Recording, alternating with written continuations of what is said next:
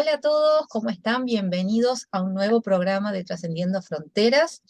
Hoy tenemos desde Estados Unidos a Susan Gold. Ella es autora, transformadora y coach. Y vamos a estar hablando de un tema que ella tiene en su libro, que es Toxic Family, que es la familia tóxica, que sobre todo aquí en Sudamérica es un tema importantísimo y un tema bastante complejo porque tenemos estas creencias de tener que sí o sí amar a todos los seres de nuestra familia como por obligación. Entonces ahí surgen un montón de compromisos y cosas que terminan pesando mucho. Así que bueno, vamos a ver todo lo que Susan tiene hoy para contarnos. Y la entrevista va a ser en inglés, así que para quienes lo vean en YouTube van a tener los subtítulos y quienes lo vayan a escuchar en el podcast pueden ir a YouTube para poder ver los subtítulos si no se entiende. Así que bueno, muchas gracias por acompañarnos. Bienvenida, Susan. Gracias. Thank you for being here. Um, I have so many questions to tell you the truth. This is a topic very important for here in Uruguay and the rest of South America. So welcome. I'm happy to be here. Okay, let's start talking about your book. How about this toxic family? Or we talk So about. it's quite a taboo, and Toxic Family was actually my publisher's title. I titled it Magical Illumination Oh, because that's what it feels like it's been. It took a lot of work to get to that point of feeling it was a magical illumination. But Toxic Family is the truth of the matter. And I think that if we really dig, maybe even not too far, we all can find a member of our family who may have toxic traits. And my family, it went way back in the lineage. So my mother was raised by a father who had been brutally beaten by his own mother. And my father was raised by a father who really didn't want to be a father. He wanted to be a child. So it all links back, and it was hurt and abused children, raising hurt and abused children. of course, yes. It's something that we talk about always. We cannot give love if we don't have it, if we don't know how to do it. We do the best we can, but if we have all this training, all we can do is give the same thing we received. And that's the difficult part. How do you think about loving your parents no matter what? So for me, I had to take a time of separation. I think it was approximately 3 years with my mother where there was no contact. And my father was just more natural that I wasn't in contact in general, until I could come to a point where I was comfortable in drawing my own boundaries and in feeling safe and secure in my own being, engaging. And I have great love and respect for both of my parents. I have come to a belief that they were playing difficult roles, that we come to this earth with a plan and purpose, each of us. And I believe I was placed perfectly within my family system for all that I wanted to learn and experience while I was here on earth. Definitely. Do you think we choose our family before we get to this existence? I do. I do. Maybe I spent too much time in Southern California, land of hooey, but I absolutely believe that. And actually, it's the only way that what I've walked through has made sense to me. Of course, yes, of course. That makes us a lot of information, trying to understand why they act this way or that way and not feel bad about ourselves. A lot of times we feel guilty or we feel hate towards our mother or father or grandfather. I mean, the whole family could be so difficult that you end up hating them because you don't understand what is behind that. Yeah, and I think that was the key to my own freedom, Mm-hmm. coming to understand that they each had their own crosses to bear, their own experiences that brought them to that place. But Kary, I'm glad that you brought up the guilt and the shame that we may be carrying that turns to anger that may not belong to us. I know that I was carrying a big bag, almost like Robert De Niro in The Mission, when he's carrying that big bag of just Right. junk up the side of the cliff. And I think it's been important for me to go on a journey and discover that big bag, dig through that big bag, and then ultimately release that big bag of shame and guilt that doesn't even belong to my cellular being. Right, right. And one of the things I see that happens is a person has all these regrets about their parents and they say, I'm having all these terrible feelings about them. And then immediately I feel guilty because I'm feeling this. I'm not supposed to feel this way about them, but I'm actually feeling all this. What do I do?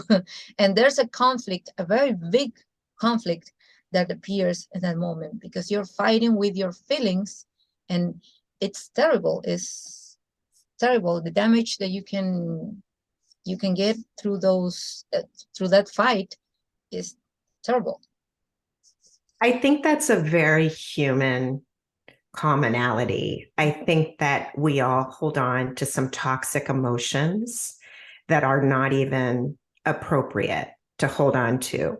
And it's important to acknowledge them and then explore them and then release them ultimately. And I feel like that's been my journey. And that's one of the reasons I wrote the book that I did, so we can begin to have a conversation on this taboo topic to find healing and forgiveness and ultimately love. So many stories I'd heard of, people making amends or, on their deathbed. And I thought, why wait? Hmm. Why wait till you cross over to go through a life review? Why not do it here and now while you're on earth? And I've made a lot of amends. I've confronted my abusers and I've made amends and walked through it. And I found a lot of love and a lot of freedom as a result of that. Excellent. Yeah, the best way to solve a conflict is actually look at it from a different perspective and try to understand how that happened and why, what's good in that process for me. Because we all come here to go through different processes to transform our soul and keep our evolution, I think.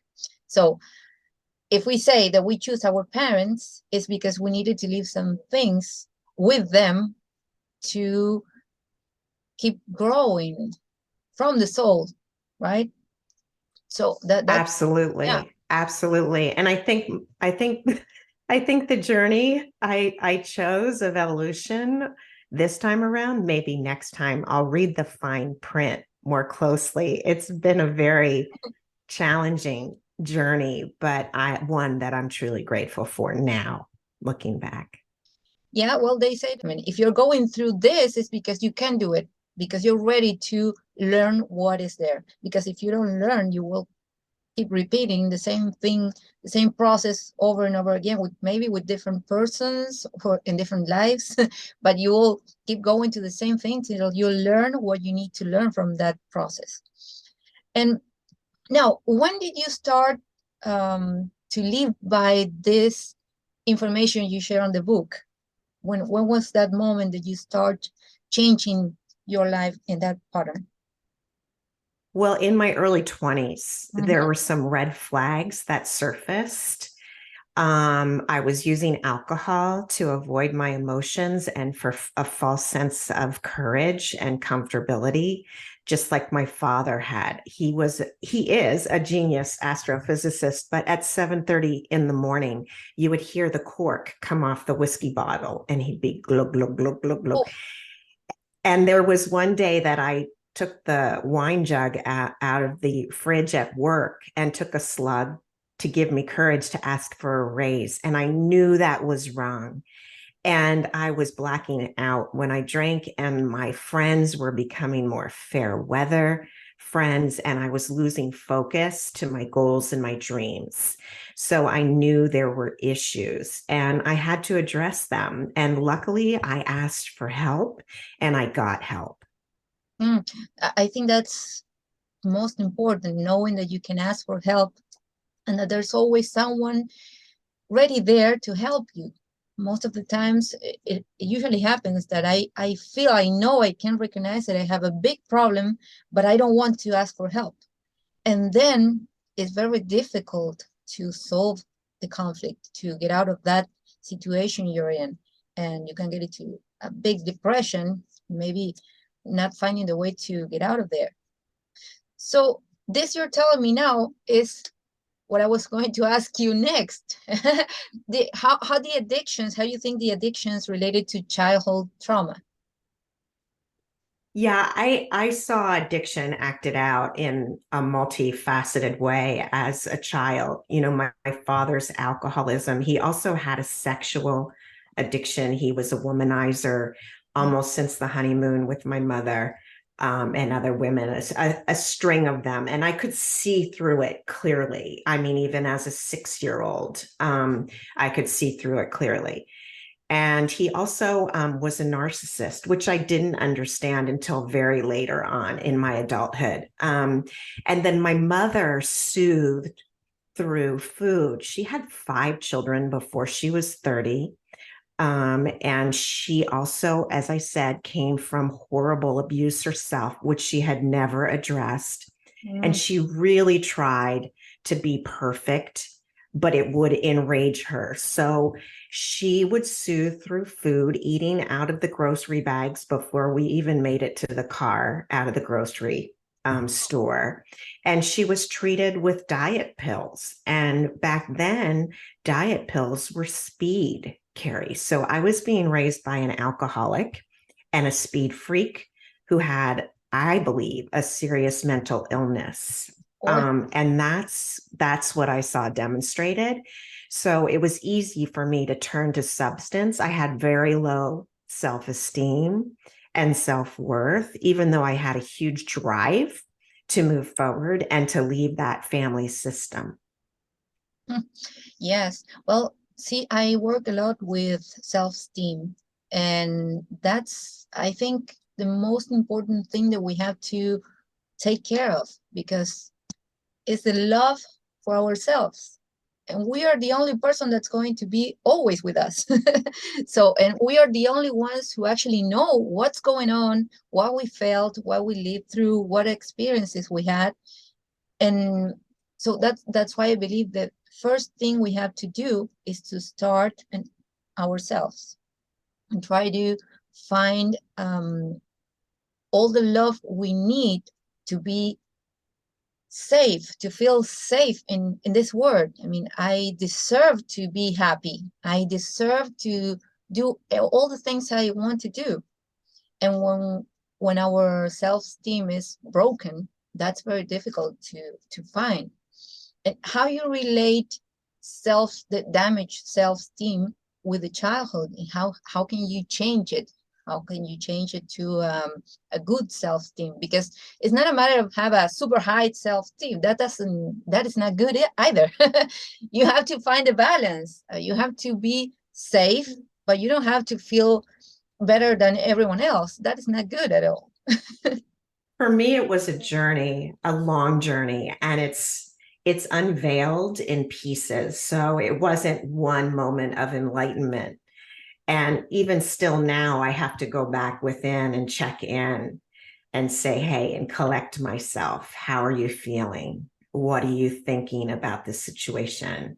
What is your heart guiding you to? But I certainly didn't have that as a child. It was all from the outside in rather than the inside out. And I think when it really hit home was when my publisher sent me the galley of the book, which is the final draft of the book before it goes to print. And that's the time you make any last minute minor changes. And so I read through the book carefully, and I read the 12th chapter, which is about one of my greatest life lessons, which was ultimately the divorce from the man that I thought was my dream partner. Mm. And after reading that chapter, I said to myself in a split second, wow, that woman's really strong. and and then I realized that's you. Right. And my ex-husband was one of my greatest teachers. He taught me authentic safety coming from within me, not outside of me. I think I was very codependent on some kind of male approval since second grade and Billy Fritz on the playground. I just needed some kind of male attention to feel worthy. And that experience of the divorce finally broke that addiction. And I was able to really feel ultimate compassion for myself. How about that? What a challenge. And now, how do you create one of the questions that I see here that's very interesting? How do you create transformation from trauma? Well, trauma is the launch point, right? We have to awaken, or I did. I had to awaken to the circumstances. I spent so much time denying, pushing through, fixing, caretaking. So ultimately, the trauma surfacing in some way, shape, or form. And generally, that means that I'm going to have to pay attention because something is awry, something's not functioning. Either I'm depressed and can't get out of bed, or I'm clinically depressed and fighting suicidal thoughts, or I'm leaning on some kind of substance, or my body is breaking down because I'm overtraining with my physical fitness regimen, and I need to address the trauma that's coming up that's causing me to act out in this way. So I believe the trauma is the gift and the signal that there is opportunity to take a look at it and find transformation. And that ultimately has led me to great freedom and peace. I'm comfortable in my body, in this glorious earth suit. And that's such a privilege to be able to walk through life that way. Earth suit. I love that. That's a good one. Now, what happened when I feel that something's not right with me, but I cannot remember what the trauma was actually, what causes the trauma that I'm living through? And what do I do? Where I find this information? I know that something is not right, but I don't remember. So some of the things that have helped me, and part of my recovery has almost felt like I'm Sherlock Holmes putting the pieces together. But initially it was important for me to do a lot of story, getting the storyline, the narrative of my existence out verbally. And I chose to do that with a professional, a Right. therapist, but people can also do that with a good friend that they trust, or in a journal when they're writing. Right. And then I also did some hypnosis work where I got into a very relaxed state and then went back into my family home, and the trauma would surface and I would be able to verbalize that. And then the things that have had the most profound effect, ultimately, Kary, were more somatic forms of therapy. So this did not involve talk. This involved going into my body and exploring the pocket of trauma. Where was it? Was it in my torso? Was it in my legs? Was it in my arms? Was it in my throat? And really explore the color, the texture, Right. the time period. I mean, a lot of it, after I cleared and had several sessions, it went back further than my current day past. It was ancient. It came from other timelines. And then I would clear that trauma and fill up with golden light. And that really shifted me on a cellular level. And it shifted the neural pathways in my brain and really created ultimate change. Wow, that's amazing. Yes, our body always is giving us information that we usually don't hear. We don't like to listen too much because you say, well, I don't have time for this. I have to keep going. And there's a moment when your body will say, enough, enough. Oh, and it will stop you. Yes or yes. So it's important to pay attention to our body and see what's going on. What am I feeling? Where am I feeling it? How it looks, how it feels. All those details is like magic that you can find through your body and work it from different methods and get through the center, the core of the problem. That's very important. Well, today's problem, most common problem, is depression. And it doesn't matter how old are you. There's a lot of people from childs to all very old people that are going through clinical depressions that are very difficult to get out of. Now, what would be your advice to that people, to the person who's going through clinical depression? I can only share my experience, and I've suffered with depression off and on almost my entire life. I was 6 years old when I had my first fascination with suicide. Six, you said?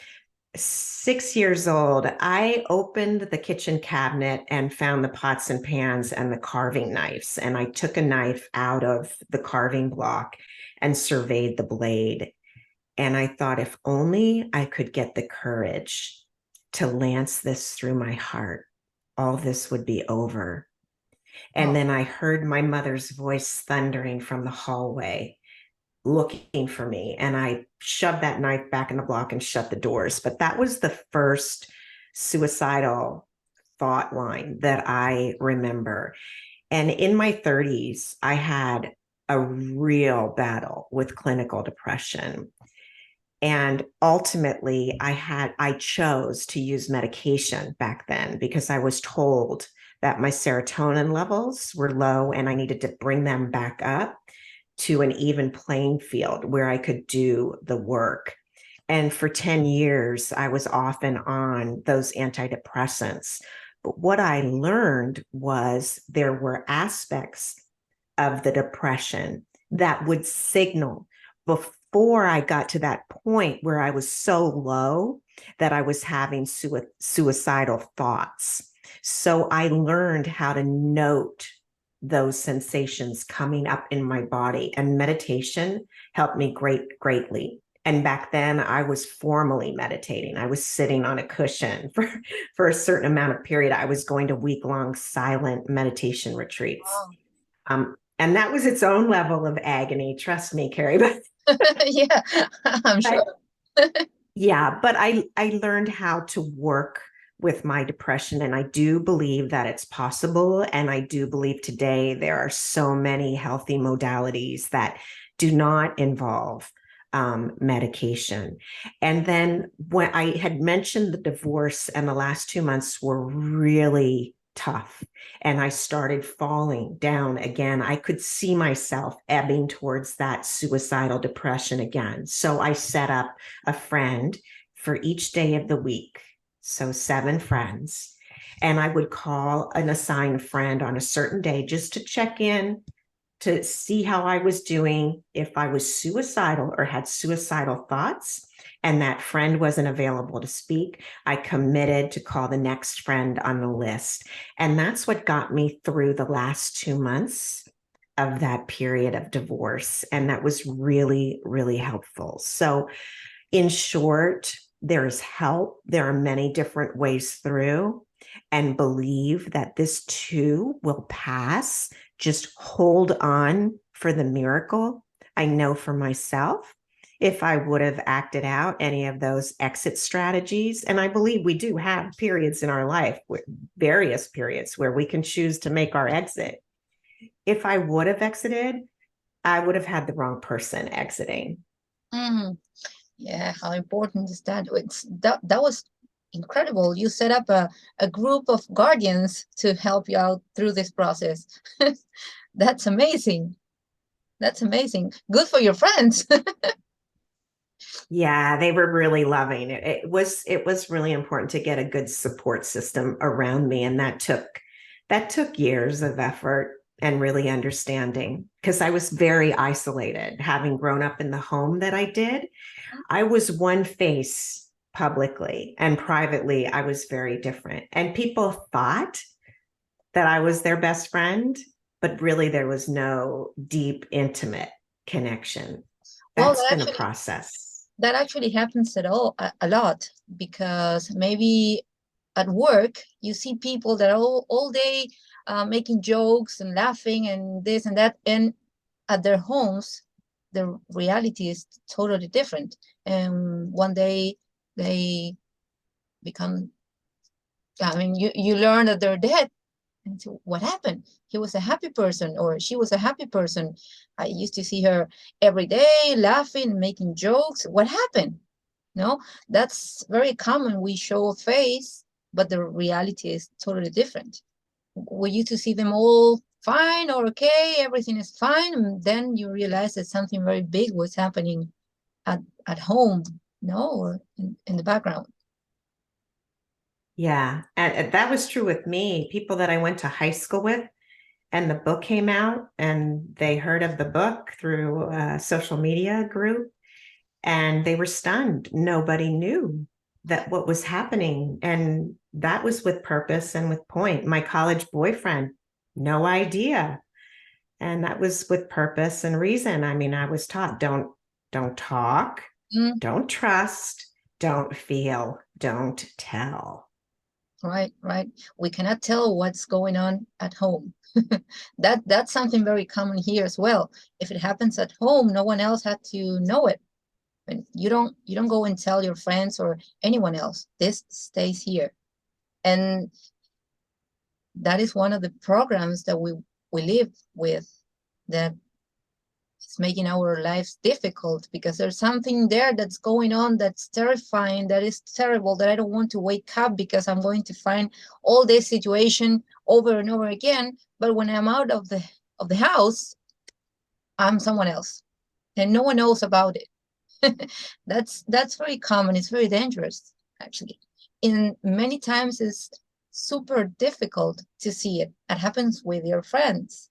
I mean, they didn't have any idea what you're going through at that moment. So it usually happens. No one knows what is actually going on inside. We can, let me rephrase the question. What do you think about humanity today? Where are we going? Where are we going? Because there's a lot of people that's waking up, let's say, but there's a lot of people that is growing from hate, from fear, growing from, I will say, darkness. You think that's part of the balance that we need? Well, I think we're in a time of huge global awakening, Mhm. and a huge shift in frequency and vibration here on Earth. For me, I almost feel like it's a cloak that's being lifted and slowly evaporating. And I have hope. I have great hope and great faith that the truth will continue to rise, and will continue to see and stand up as the beautiful beings that we are. And I think that we will come to really care for each other as a human being, walking together as one being, walking together. I just feel like it hasn't even been permitted. And now it slowly is, as these broken systems are revealed. And as we step out of this old, antiquated matrix that doesn't even belong anymore. Lovely. Yeah, I agree 100% with you, for sure. I hope that's the way we're going through, because we need we need light, a lot of light, because everything now is happening intensely. Everything is happening where we go from one end to the opposite one in a second. You're super happy and then you're super depressed. Everything's going all over the place. Well, what would you like to tell our audience about a good advice that we can share with the audience today? Well, instead of really talking, I'd rather just share one of the exercises that comes out of the workbook section of the book. It won't take very long, and it's very simple, and it really helps me step off that hamster wheel of my central nervous system working on overdrive. So if you can just take a deep breath with me gently. And then either with your right or left hand, doesn't matter which, put it on the top of your rib cage at the base of your heart. That's your solar plexus. And just take another deep breath in. And then either to yourself or out loud, repeat, it's okay. It's okay.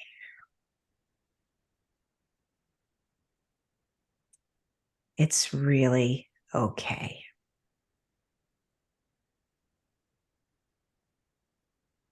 And it's so simple, and it really works. I feel so much different, so quieted. So that's what I would like to leave your listeners with today. Wow, thank you very much. It's, as you say, simple but super powerful.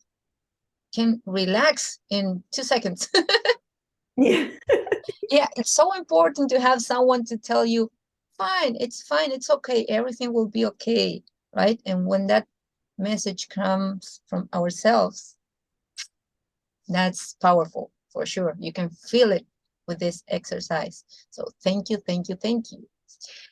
Well, it's been a pleasure. Maybe we can get together in another time with more of this wonderful information we have to share and to keep helping whoever wants to listen. I think that's the goal, to reach those persons that are going through a difficult time and maybe give them a phrase, a word of advice that they can take and feel much better. So thank you, Susan, for everything you have shared with us. One thing, the book is not in Spanish yet, right? It's in English only. Maybe we can get the Spanish version, but I'll leave you the link and all the information to contact you in the description, so the audience can be in touch with you, or at least watching and see when it's going to be available in Spanish. That sounds like a plan, Kary. Thank you for having me here today. And thank you for all the work that you are doing to put this podcast forward and to produce the content that you are. It's an incredible service. And I know it takes time and effort and finances and can be exhausting. And it's really important that you're spreading the light that you are. So thank you. Wow, thank you. You're going to make me emotional. I don't want to. Well, thank you, thank you, thank you. See you next time.